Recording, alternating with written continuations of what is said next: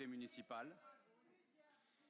Et aujourd'hui, elle a donné dans cet hémicycle le visage de la haine en politique.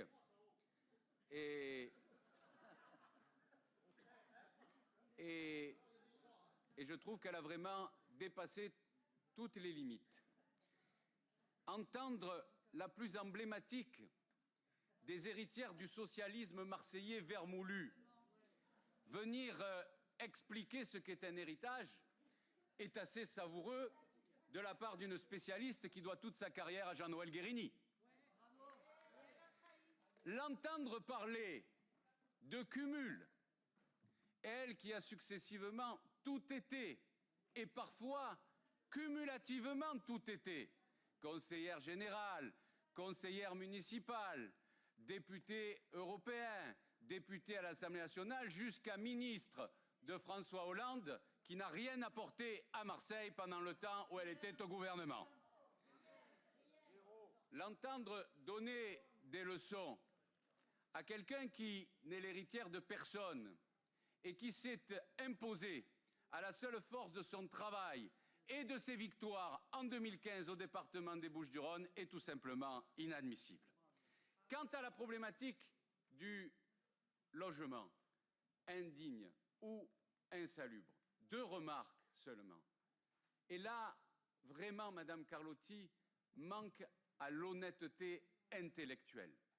Parce que j'ai eu la curiosité d'aller lire les rapports du Haut Commissariat qui lui a été donné comme un filet de sauvetage quand elle a quitté l'Assemblée nationale.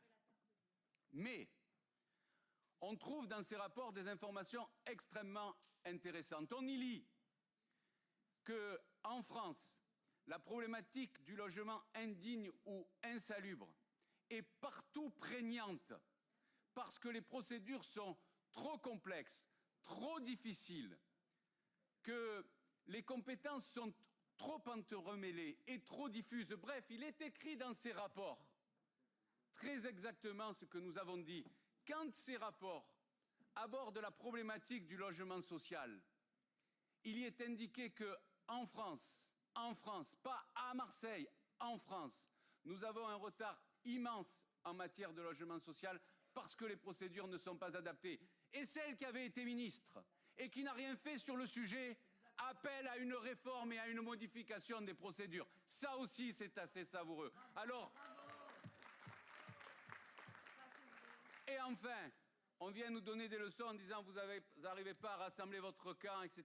Mais faut-il rappeler à Madame Carlotti ce qui lui est arrivé, n'est-ce pas, aux primaires de 2013, où ministre en exercice, soutenu par tout l'appareil d'État, elle a été battue par Patrick Mennucci et Samia Ghali et qu'elle faisait tellement la tête qu'elle a fait campagne à reculons en 2014.